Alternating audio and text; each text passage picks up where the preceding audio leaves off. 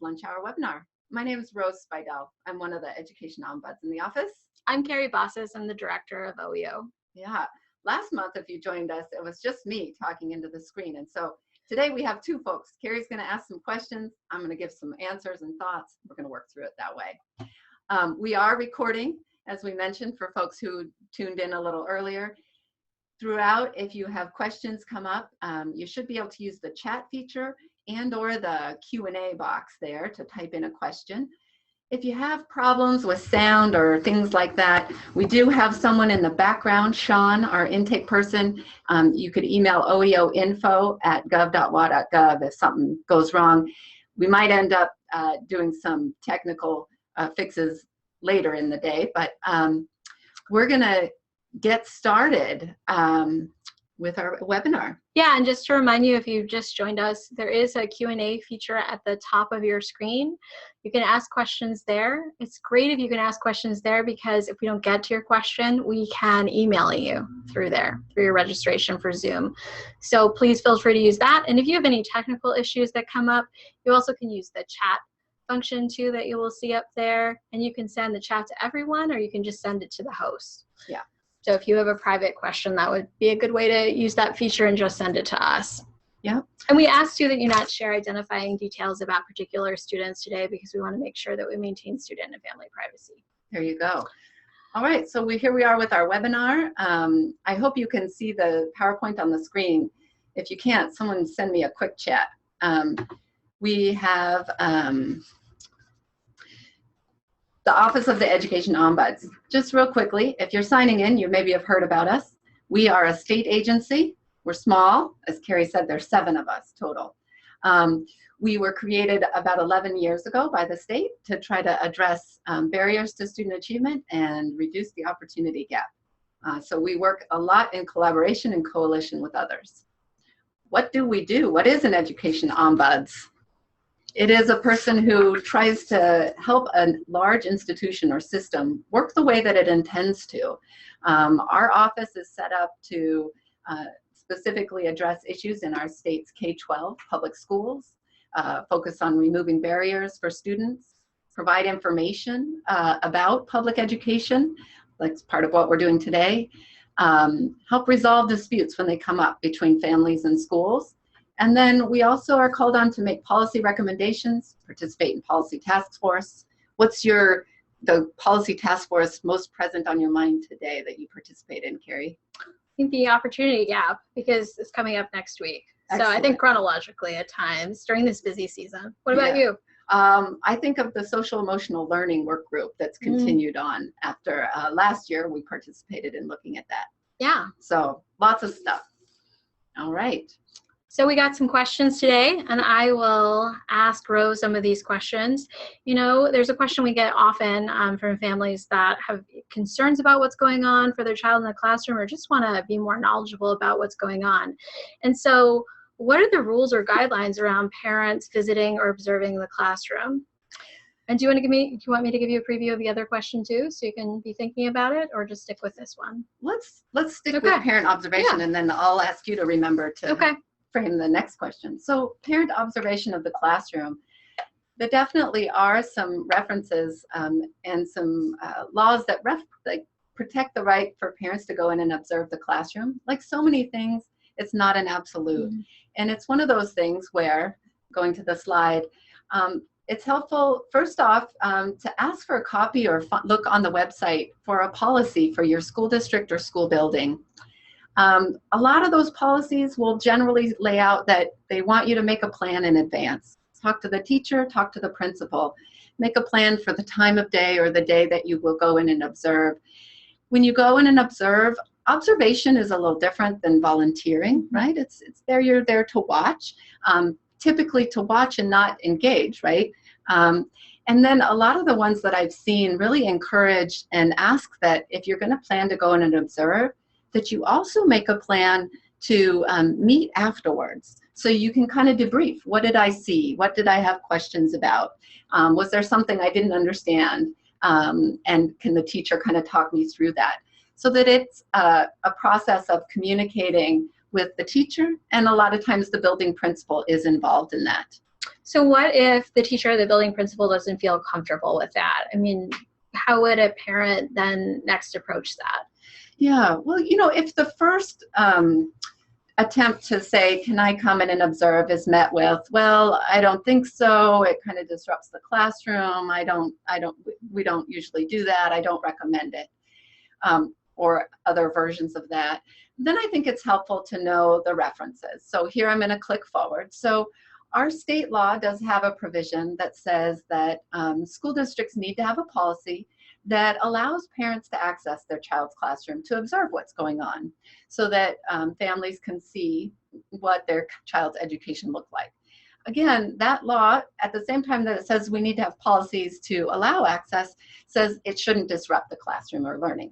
So how have they worked that out? Typically, again, through those local policies that kind of set up, we're going to plan in advance, we're going to let the teacher know that you're coming, we'll plan specifically to debrief afterwards, so that it's not a thing where you're sitting in the back of the class raising your hand several times to ask what's going on. But I think if you've made that request and you get a little bit of pushback or uncertainty, then reminding and asking, well, I think it's something I'm willing to plan with you. This is something that most districts have. You can help them find their own district policy that, I think sometimes as educators, you get really busy. And if you've ever looked at a district policy manual, have you looked at a district policy manual? Yeah, it's a good nighttime sleep aid. It's a good thick thing. And now they're mostly online, but there's a lot there, right? So we don't have them memorized, and we don't expect everybody to have them memorized. So it's a time to pull that out. There is a provision, people have pointed out, excuse me, I'm going to follow back there. For schools that have Title I funding, there's a lot of emphasis there on involving families and planning for individual student achievement and for school achievement. And so Title I specifically references that each school should have a plan for how to invite parents in to observe in the classroom. So if you're in a Title I school, they may have had more opportunity to plan in advance what that's going to look like, what it's like for teachers. So in that kind of situation, would you reach out to let's say you didn't have a successful conversation with the principal or with the teacher, or they were concerned it would be disruptive, would that be a time to reach out to a family support specialist or a family engagement specialist in a school that might receive Title I funding? Yeah, absolutely. I think that's a great question. Sort of like, if you're trying at the building level, or let's say you're a principal and you're getting a request from a parent, and the parent is kind of pushing to insist on, let's say, unscheduled observations, and you're trying to figure out how we can get to some common ground around the policy. Either one there, I think there are folks in the district office that probably are going to be able to help with this. So at the building level too, it might be a family liaison. At the district level, you might have a department within the district that works on Title I. They could be someone to go through. One of the other areas this comes up to, Carrie, and I'm going to move to the next slide. Yeah, sounds great. Is for kids who have an IEP, an individualized education plan. They're receiving special ed services. And this comes up sometimes. We've heard from parents feeling like, as a member of the IEP team, maybe I have more rights to go in. Well, there was a letter from the U.S. Department of Ed's Office for Special Ed Programs, and they explained that the special ed law, it's known as IDEA, it doesn't give a separate right to go in and observe the classroom generally for parents, that really is something that could be done by state or local policy, like what we see here in Washington. But they definitely encourage schools and families to work together. There is a note if there's going to be an independent education evaluation. Those evaluations often include observations, and so you might need to make plans for that. So it sounds like if you had some kinds of concerns which made you want to visit the classroom and your child had an IEP, that maybe you could just ask to have an IEP team meeting or a meeting with certain members of the team to kind of get a better sense. Because I know I have friends whose kids struggle with communication difficulties, and they feel like they don't know what's going on during the day. And so maybe that's an alternative to observing the classroom if it's going to be disruptive. Yeah, an alternative or a step along the way. Yeah. So as an example, one of the things that I often talk with folks about is, an IEP might include a number of accommodations, or you might be thinking about, are there different accommodations we can try? And I think for me, I'm such a visual thinker. I suggest try to imagine yourself concretely as the child walking through the school door, walking down the hallway, getting into the classroom, sitting down, engaging in learning. And as you try to visualize that, you can start to think about what ways does their disability impact them? What kind of accommodations would be necessary? Well, if you don't have any images, it can be hard to visualize that. And that's where observation comes in, because you can actually go and look and see what it looks like when they're sitting and working with the teacher or standing and working with the teacher. So, but I think starting with an IEP team meeting makes a lot of good sense. You're kind of asking questions. And I've heard a lot of families and teams will work out a plan then. They'll say, okay, part of what we're going to do to address these ongoing concerns and try to reach an understanding is we're going to schedule a time for the parent to come observe. We're going to think about what time of the day. We're going to think about whether, you know, this is a week when we're doing assessments, maybe not the best time. What's the right time? What works with your work schedule? And then work it out together so that you can get a chance to get that visual image. Now, the last slide I have on this question is just an example of a couple of district policies, because sometimes families want to kind of do a little research in advance, know what you're looking for. So those policy manuals we referenced, a lot of the districts now have them online on their website. You can look at the website, sometimes under the school board section, sometimes under About Us, and you'll find board policies and procedures. There's usually several different series, and under the community relations section, you can find sometimes a few different policies that might apply. So again, we looked back at Title I has some specific stuff. So sometimes there's a Title I family engagement or parent involvement policy. Then we saw the state law that talks about access as long as it's not disruptive.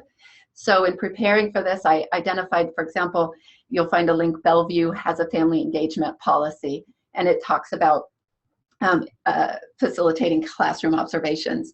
And then both Bellevue, and then I included the link for Spokane schools, have policy and procedure around what they call safe and orderly learning environment. And it actually spells out sort of what the expectations are and the plans are for visitors coming to school. And that would include parents observing their child in the classroom.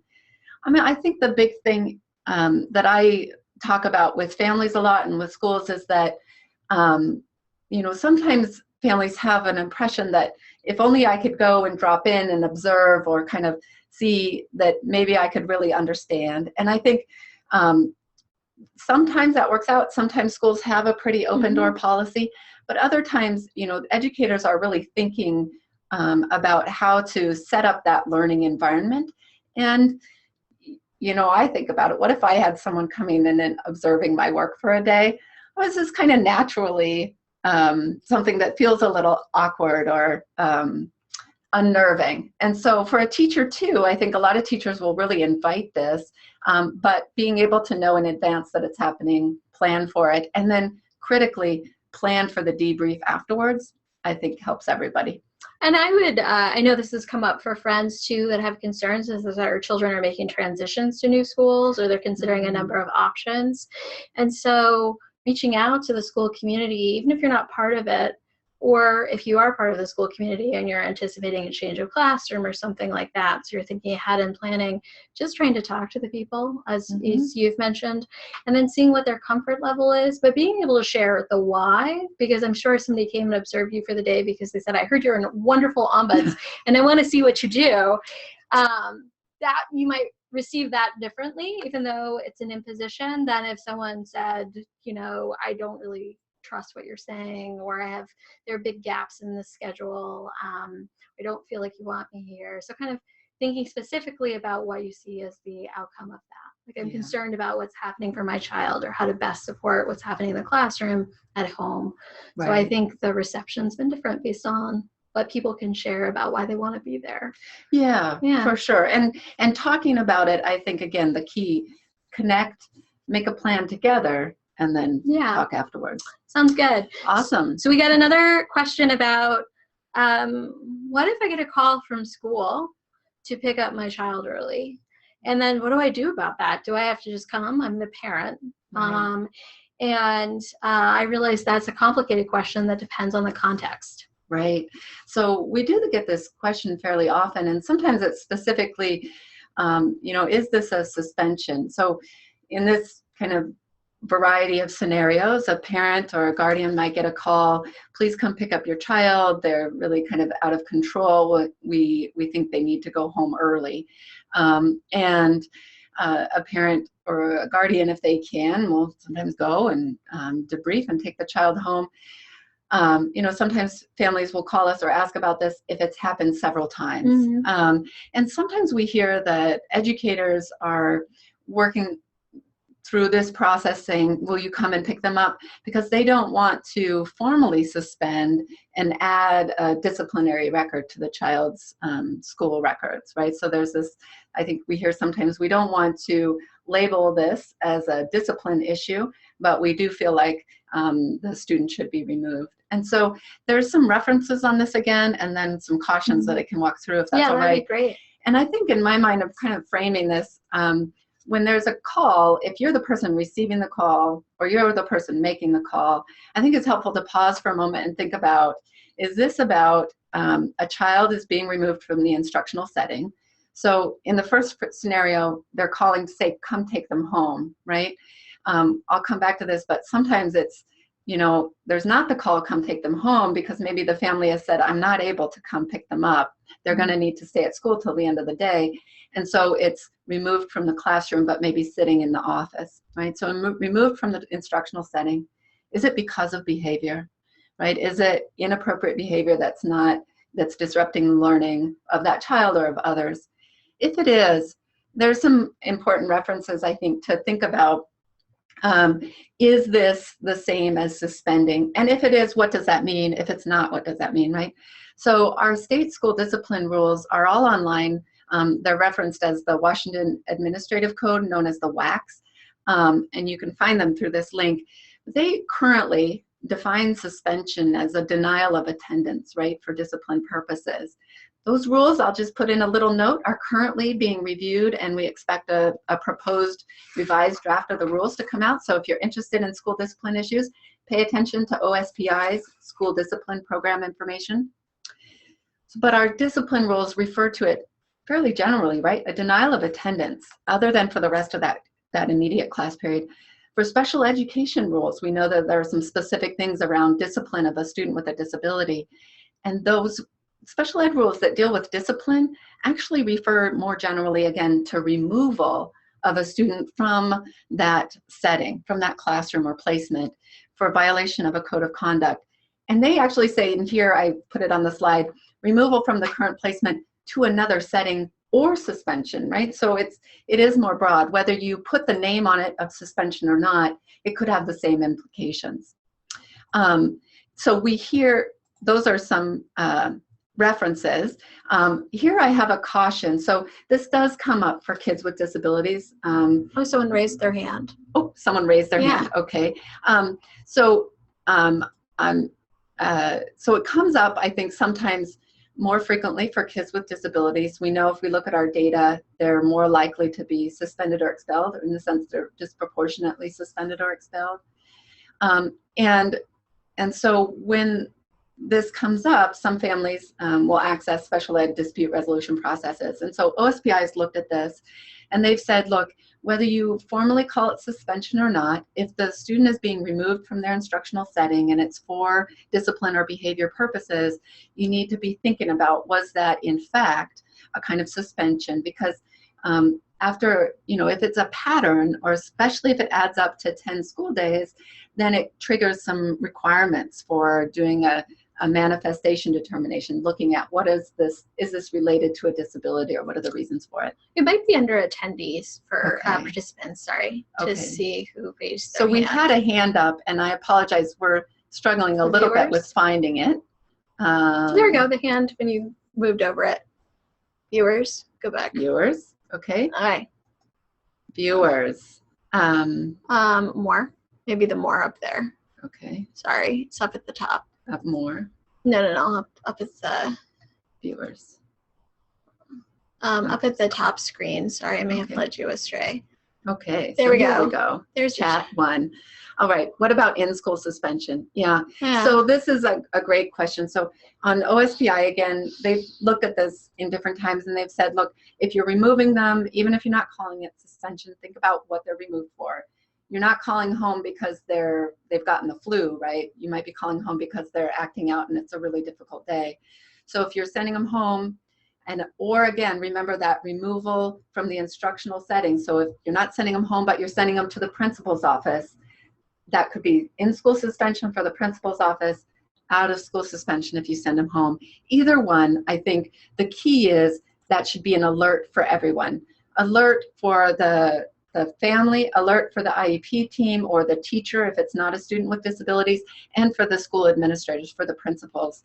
One other source that adds some caution and some guidance for schools, especially dealing with kids with disability, is from the U.S. Department of Education. They issued a guidance letter last year, and they said, look, again, if it's, you're calling families home to pick them up early, you're sending a student to the office pretty regularly, they're being sent to timeout, they're away from the instructional setting on a regular extended time and repeated basis, or you're saying, we're going to have to shorten your days because of behavior. All of those things really should trigger and say, one, is this do we need to look at the suspension rules either for kids with disabilities or otherwise? Are there appeal processes? Are there requirements for meetings?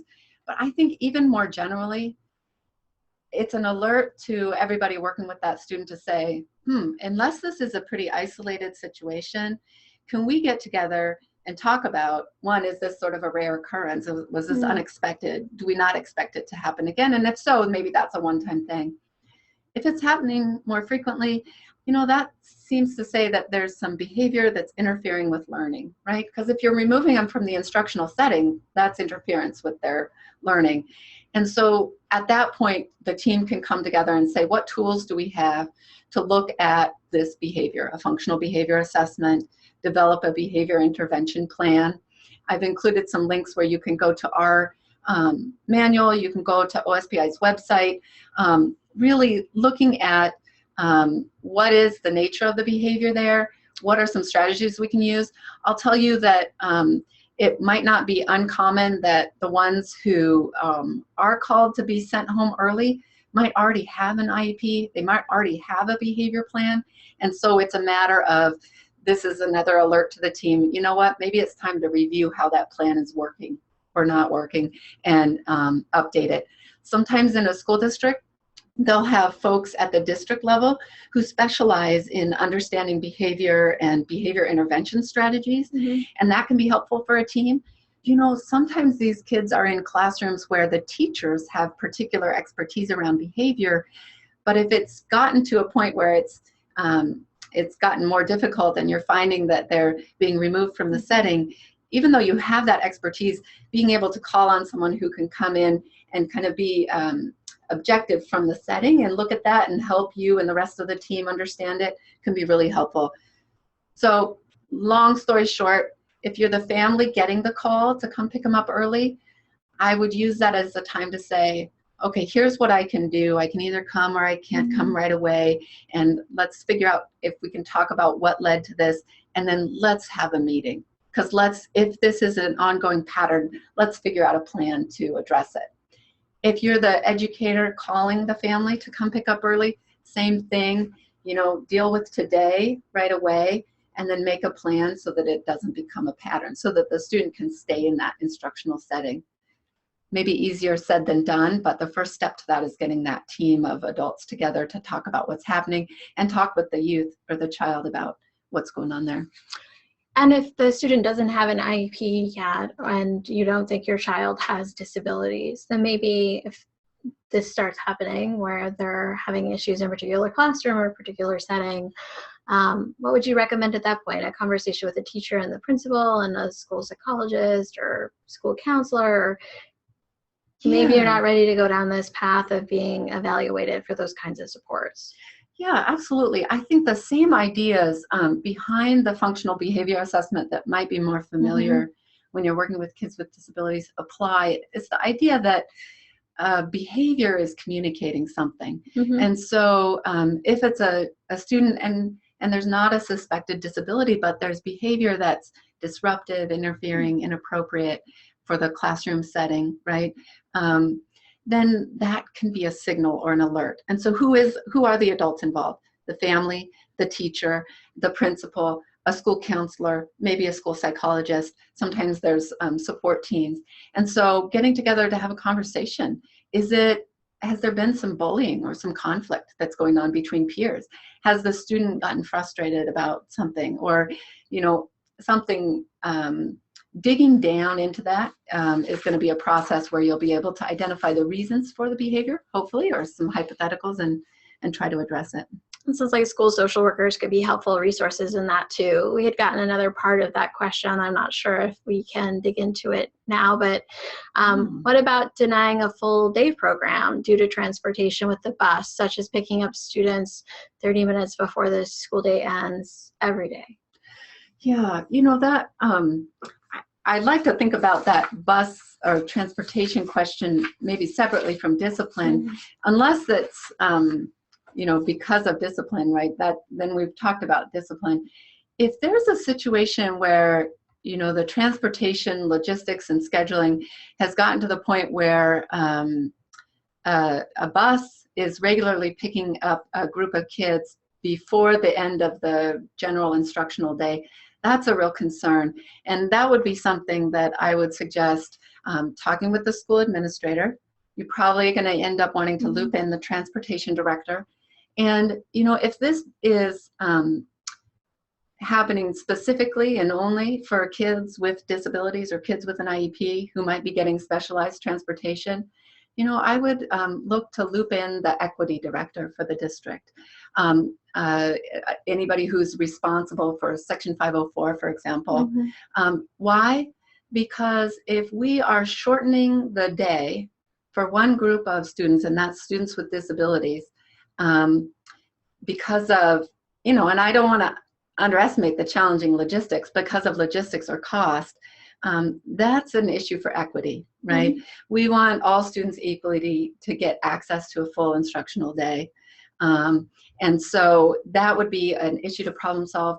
It is an issue that families have raised in terms of formal complaints, and OSBI has looked at and said, look, you got to figure out how to make sure all students get access to a full instructional day. This question suggests, a hypothetical where it's 30 minutes early. We hear fairly regularly about situations where it's 5 minutes early, and some people are thinking, 5 minutes, that's not much time. But if you do a calculation, 180 school days, 5 minutes every day, it adds up. It also, I think, can have repercussions. So let's say it's a student with an IEP who receives specialized transportation. So the bus leaves 5 minutes early, but their last class of the day is not a special ed class, it's a general ed class. And in that last 5 minutes, the teacher is kind of giving last minute instructions or checking to make sure everyone has what they need. They're missing that, right? And if it's on a regular basis, it can really have an impact. So if that's happening, I would encourage you to open a conversation. If you're an administrator in a school building, and check with your transportation director. Again, pull in an equity director. If you're a small district, pull in your administration. I think we may have a question up at Q&A. It might be the same though, at the top of the screen. So we're going to look. Yeah, Q&A. Okay, we can just close that one out. We had a couple more questions that came in, and I would encourage you all to use the Q&A feature at the top of the screen, or you can chat to us if you have questions. If you're dialing in, you could send an email to oeoinfo@gov.wa.gov, and Sean, who's standing by, will forward it over to me or paste it up in the chat window for you. So we had a question this morning or yesterday from about who would a parent who has their child in a private school in Washington State do if the private school wasn't following the Washington State anti-bully and harassment law. But I guess, our work is really about public school students and experiences. So how would you answer that in the public school context? Yeah, good. Thanks. Because I was going to punt the private school context because we do focus on public schools. So in the public school context, right, our state law on harassment, intimidation, and bullying says every district has to have a policy and a procedure to try to prevent it from happening, to address it and investigate complaints when it is happening, and then to respond if a student has been bullied or harassed or is engaged in that. And so every district will have a policy and procedure, and a lot of districts now also have developed incident reporting forms where you can fill out an incident report form. So if you are concerned, or you hear from a child, or you're a young person who's experiencing that, I encourage families to take a look at that policy and procedure. It's fairly detailed on the procedure. You don't have to read through the whole thing, but what it does is really encourages, again, communication between families and schools. So sometimes first, those issues, we report or share them verbally, right? A parent might hear from their child, and then they'll call the teacher, they might call the principal, or they might email the teacher and say, I'm hearing this, I'm wondering if you're seeing it. So a lot of times that starts with some informal communication. If it continues, right, then one of the tools that schools have and families have is to use that incident report form and say, this has continued, unfortunately, here's where it's happening, here's, when it's happening. And sometimes those forms really pinpoint what areas of the school building, is it recess, classroom, lunchtime, hallway, times of day, and they allow a family to give as much information as they can, as they know. And then it goes to the school building administrator to investigate, look into that, try to get a full understanding of it, while at the same time making sure that all the students and everybody knows that, the law also says no retaliation. And that's hard, right? So if a principal gets a complaint of harassment and bullying, the principal is going to want to talk to the kids that are supposed to have been doing the harassment and bullying, right? And that's, I think, an important and delicate conversation to say, I've gotten a report that this has been happening. I'd like to understand what you can tell me about it. And I also want you to really understand that we take this very seriously. We're going to look at what happened, but we need to know that taking any action against the student for reporting it, that's going to be a violation of the school rules. So, whether or not the first thing was actually bullying, if you go back and retaliate because someone reported it, now that's a problem. So that investigation. Now, what happens, because sometimes it stalls out or it feels like that didn't get to resolution. What are some other resources for both families and educators? Well, every district has to appoint what they call a harassment, intimidation, and bullying compliance officer. And that person, their contact information is all listed on the OSPI's website. And to be totally honest, sometimes I'm pretty good at navigating district websites, but the easiest way for me to find the name and contact info for HIB compliance officers is to use my Googling skills. And I plug in the name of the school district, HIB compliance officer, and then OSPI, pulls up OSPI's contact list. And then it's listed right there, and you can find their contact email and phone number usually. They're a resource, and then if you follow the procedure, there's steps for appeal if you've made a complaint and felt like it hasn't been resolved. I'm tempted, Carrie, if you think, to add just a note. So the distinction between harassment, intimidation, and bullying, so bullying, and then discriminatory harassment, right? Because all the districts in our state are required to have the policy and procedure about harassment, intimidation, and bullying. Districts are also required to have a procedure for addressing complaints about discrimination.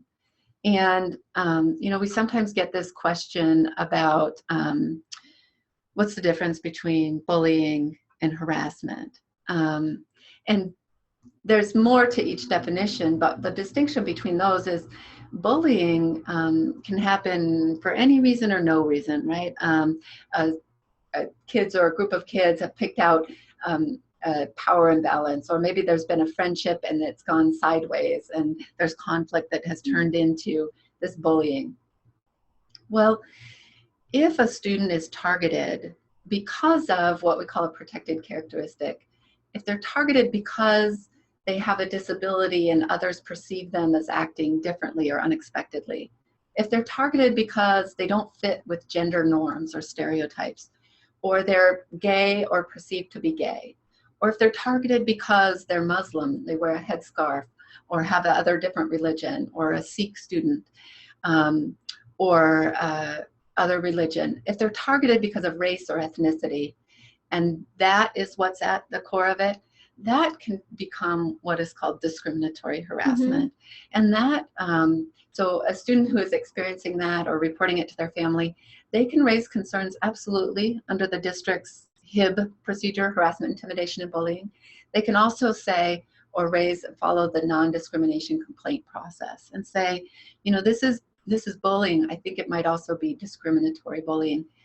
And why call that out? Well, because a lot of times that kind of harassment or bullying has an impact definitely on the individual student who might be targeted, but also more generally on the culture of a school or climate of a classroom or school building.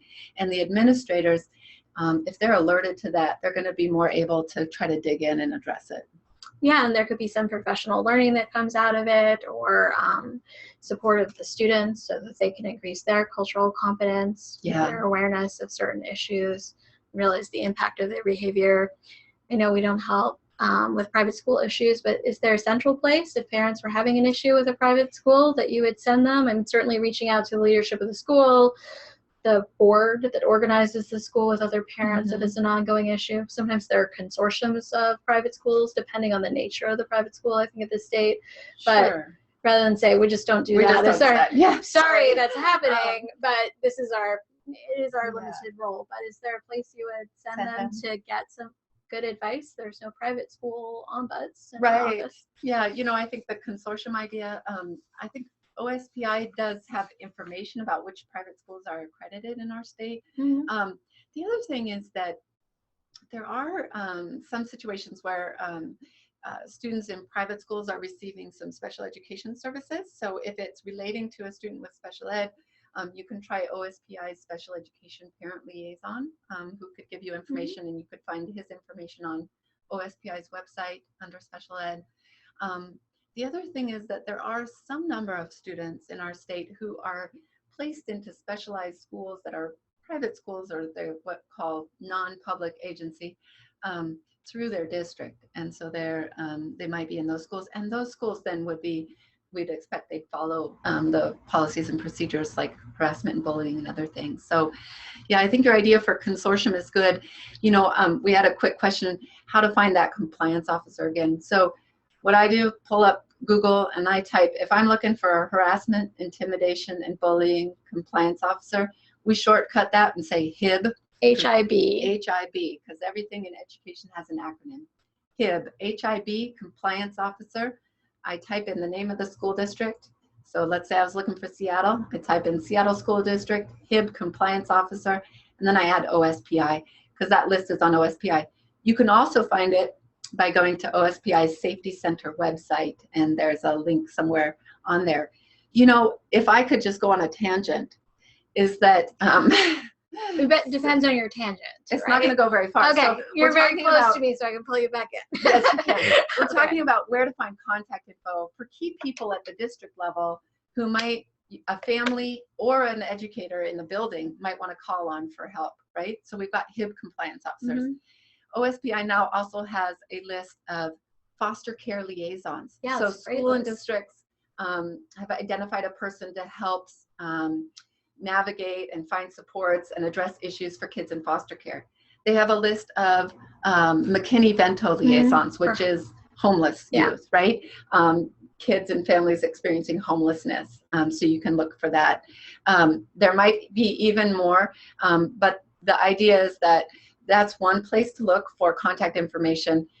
Also, you know, I'm all about Googling and websites and whatnot, but you can call the general district information line and they should be able to direct you there. You know, one of the things that's helpful about calling and just asking about that is that the person at the district who serves as the HIB compliance officer probably also holds other additional roles. You know, they might be someone in, sometimes I've seen them, someone in human resources. Sometimes I've seen it in the student services department or other places, teaching and learning. So that person might hold multiple roles and responsibilities. And calling the district office, you can ask, I'm trying to find information about who's the HIB compliance officer. Mm-hmm. And if they give you the name and phone number, you can say, and also what is that person's title? Because they might have another general title, and contact them. Now, one thing I would say is that if you contact a district HIB compliance officer, they might start by circling back with the school principal, because I think their role is to help make sure this process is working. And one of the primary groups of people they rely on in that are building administrators, principals and vice principals. You know, I try to stay upbeat. I want to not overlook the seriousness and the intensity of sometimes the emotions that come when we're addressing issues of harassment and bullying. I happen to be a parent. I know you're a parent. I'm a parent too, and our daughter's experienced bullying. And so I would say that her school has been really responsive. Now, does that stop the bullying? So you realize that with many of these things, a culture shift is needed. And sometimes it's not about the adults in the room, and it could be kids going through developmental stages or getting mixed messages in society about people who are different that really make it difficult for the adults to, you know, control students' behavior and what they say. And so I think that when you're a parent, that timeline is never fast enough for resolution or response. But if you have a good working relationship of trust, and of course it depends on the severity of it. Is it words or is there physical intimidation? So all of those things. I know that we see it in our office, right? It's really hard for people to go back to school or send their kids back to school if they feel like their kids are unsafe for whatever reason. Right. And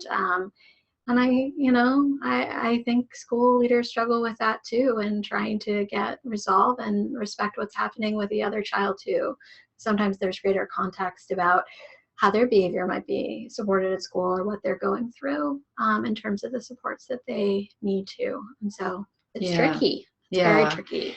And I just would highlight, you know, it's such an exchange of trust. When as parents or families, we send our child to school, we are trusting them to the care of the educators. And for educators, they hold that trust and they do their best to address it. And sometimes, you know, I think about a parent in partnership with another parent, right? And obviously we've chosen each other in this trust, and I'm going to trust my child with this other person while they're taking care of them. And I also know that sometimes things still happen. And even as adults, we sometimes make mistakes. I mean, what if something happens when I'm taking care of my child, but I'm also checking my email? And I think when a child is hurt and we feel like we really want a solution and we really want it not to happen again, then we're looking for that acknowledgement of how serious it is for our child, and that we really are going to do our best to keep them safe. You know, it's a time when, you know, sometimes we might want to give guarantees, but we can't, in terms of, you know, children will always be safe. But I think schools, we've seen, can do a lot and do a lot to say, you know what we're going to do? We're going to pinpoint. We're frozen. We're going to pinpoint the time of day or place where things are happening and try to put some additional adult supports there. We are going to pause for just a minute. We have a unfortunate occurrence, but sounds like we might be frozen a little bit. I hope that you guys are still being able to hear us. It looks okay. It looks okay to others. It's just our colleague. So it's just our colleague, a moment of fear. We have about 15 minutes left, and we have a few questions in the chat. And this is related to that, what we were just talking about. For students where communication is a struggle, what does the public school do to prevent bullying or address it? And that, I know, can be so difficult because we don't get accurate reports from our own kid about what they're going through.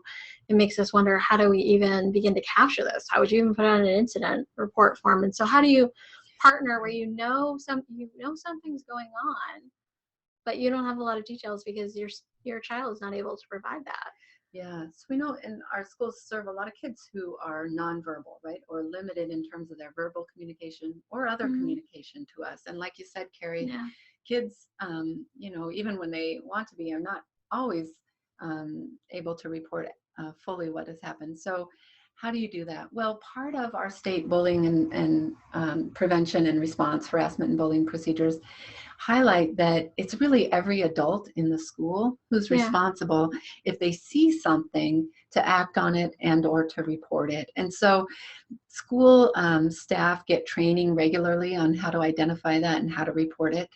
And then as families, when we see kids, if we see changes in their behavior, if we see them withdrawing or getting upset more frequently, those are alerts, right? Remember, going back to behavior being communication, a chance for us to say what could be going on and to check in. And, that's a time to ask the teacher maybe to give particular attention for a while, maybe to ask if there can be additional attention on what's happening in the hallways or at recess to try to pin it down.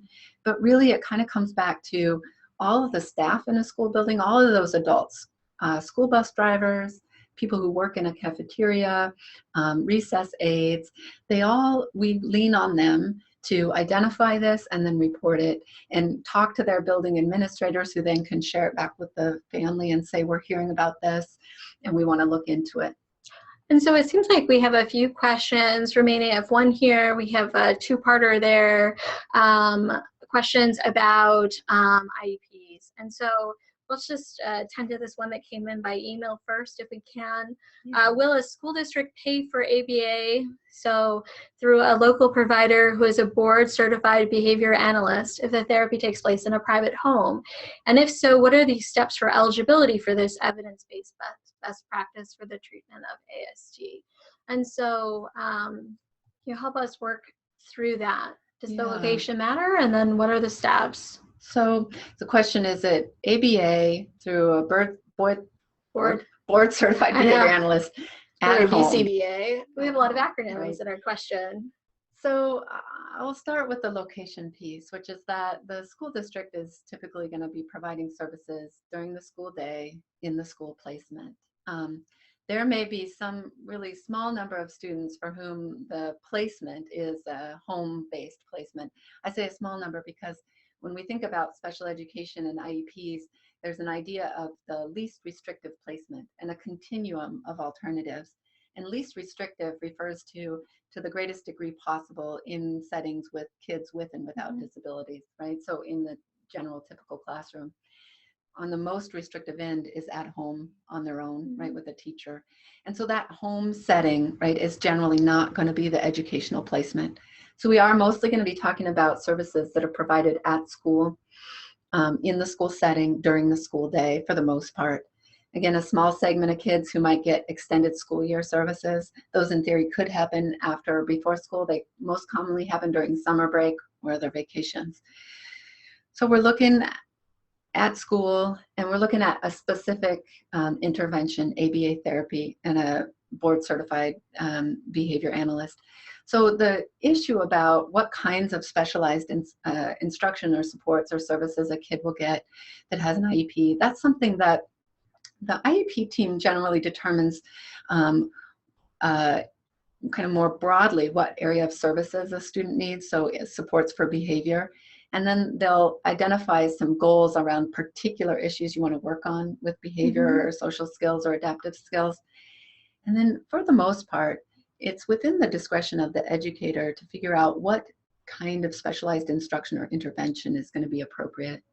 There've been, over the years, there've been some litigation over whether for some kids there is just one kind of intervention that really is essential for that student to be able to get a free, appropriate public education. And if that's the case, then maybe the district needs to provide that. So in this regard, that very specific of ABA therapy from a board-certified behavior analyst. But otherwise, if there are different ways, different types of interventions or instruction that could allow the student to get a free, appropriate education, make progress on those goals that the team defines, right? Then again, it's typically within the discretion of the school. Now, I say that, but I would also note that a lot of times IEP teams And special ed teachers can be great sources of information about additional resources within the community. And on this one, I would just suggest, so we're talking about a child with autism spectrum disorder. We're talking about ABA therapy. We're looking at trying to figure out how to get it in the home. One resource to check out on this is there's an organization in Washington called the Washington Autism Alliance and Advocacy, WAA, W-A-A-A. It's a nonprofit organization, and they have information about accessing health care or health insurance to get services like that. Also, some young people are going to qualify for services from our state Division of Developmental Disabilities Administration. And so sometimes they're able to put in some supports at the home site. So I would encourage you to think about teaming beyond the school to get some of those supports at the home, outside of school hours, and then work with the team about what's happening in school. And one of the key things is try to figure out how they can have a match. So a student a young person is learning and hearing some consistent messages from both at home and at school, and figuring out how to navigate those spaces.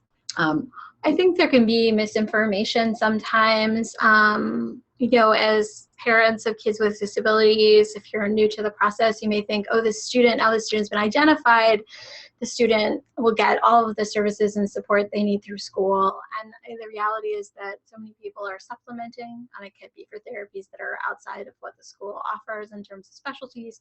It can be for additional minutes, right, for something like speech or OT. And so it's really great if you can, as you were saying, set up those channels of communication if you have outside providers with the school, and then talk to your team of educators and building support and district support folks to find out what they have also found is helpful, as you mentioned. So we've got a few up in the Q&A. We have about 8 minutes. We had the one here. So this question really is, what if you're having an IEP meeting and your student has more than one general education teacher, but it's more helpful for one teacher to come than another? So can you say, I want to have this IEP meeting with this specific general education teacher? And what if that teacher is unavailable?